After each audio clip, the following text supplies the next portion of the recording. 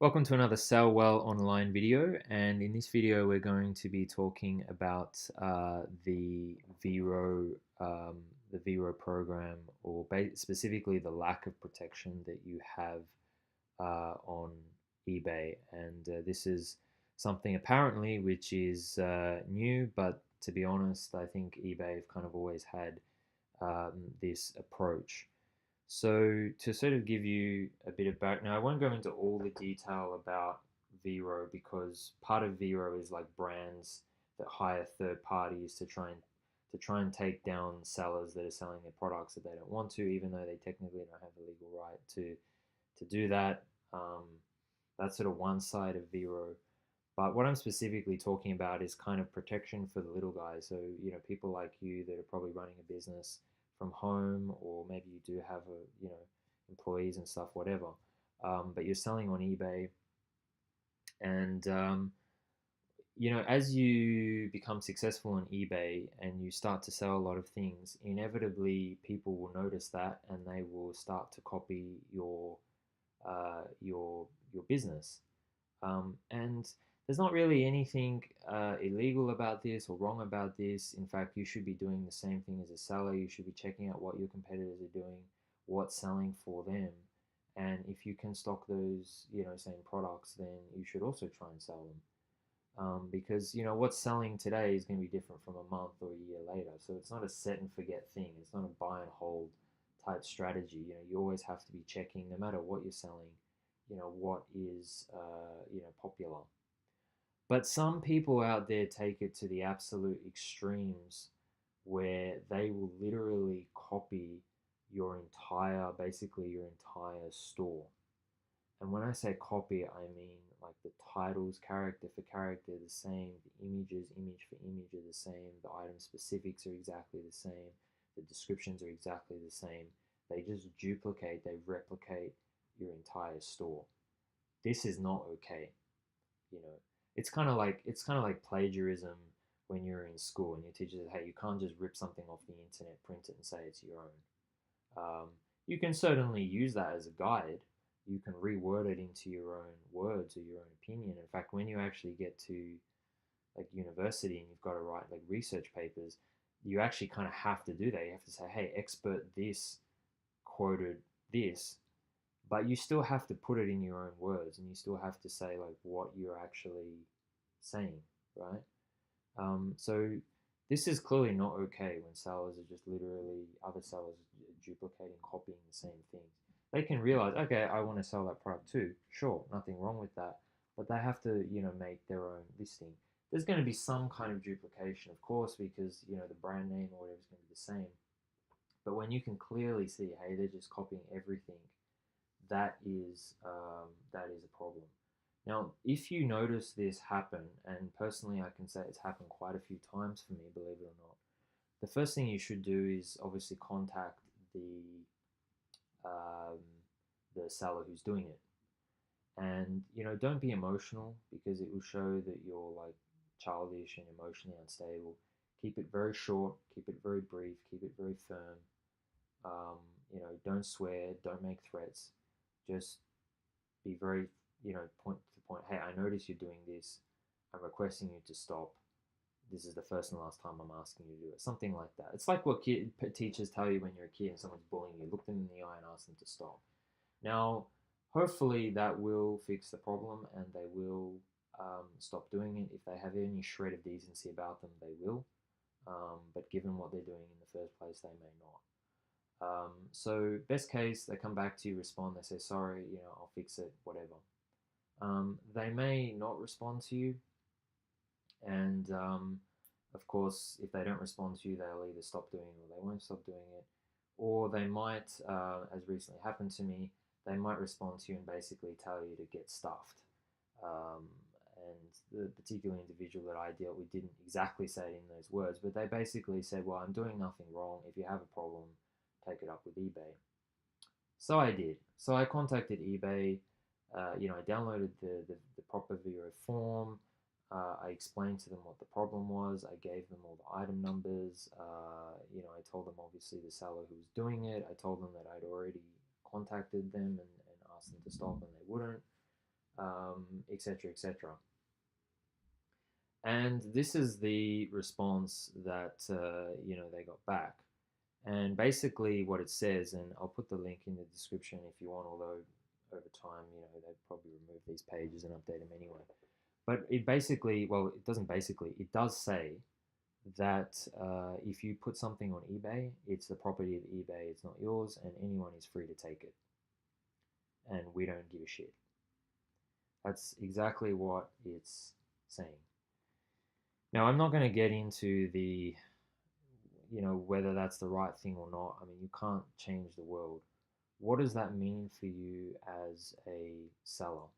Well, I can say, for me personally, I spend a lot of, I mean, anybody who's sold on eBay will know creating listings is a very time consuming process. You need to get it right because if it's wrong, then people are going to complain. They'll say that it was smaller than they thought, or it's the wrong color, or it's the wrong size, or you really do have to think about, a lot of like there's a lot of things that you do improving over time, and that you have to think about. Things like disclaimers, and for example, you might sell watches. The watch battery might go flat. You might sell secondhand Lego that you think is complete, but maybe you make a mistake. So you might put a disclaimer saying, to the best of my knowledge, it is complete, but please note that it is in use condition and it's sold as on the condition of incomplete, or something like that.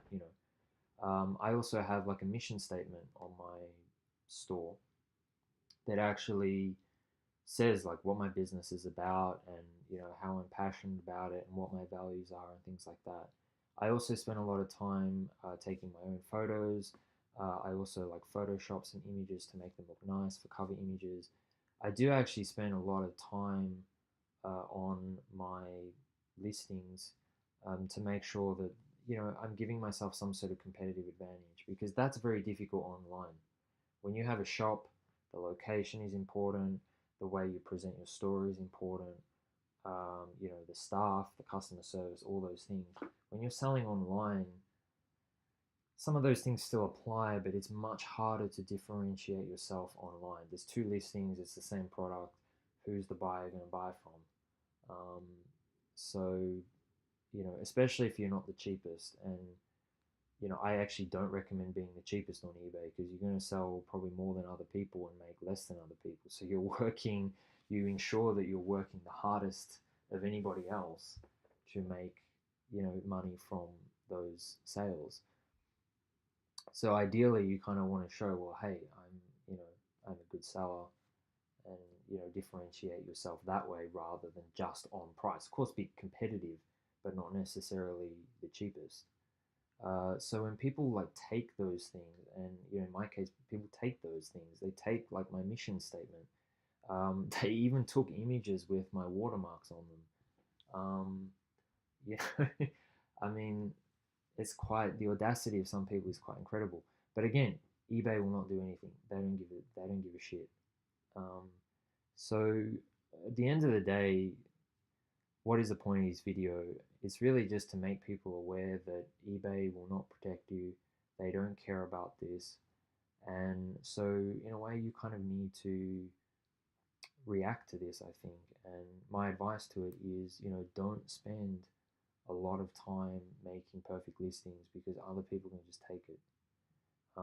I spend a lot of time getting like the ingredients right, or the dimensions right, or um, the materials, or I put a lot of information, a lot of effort.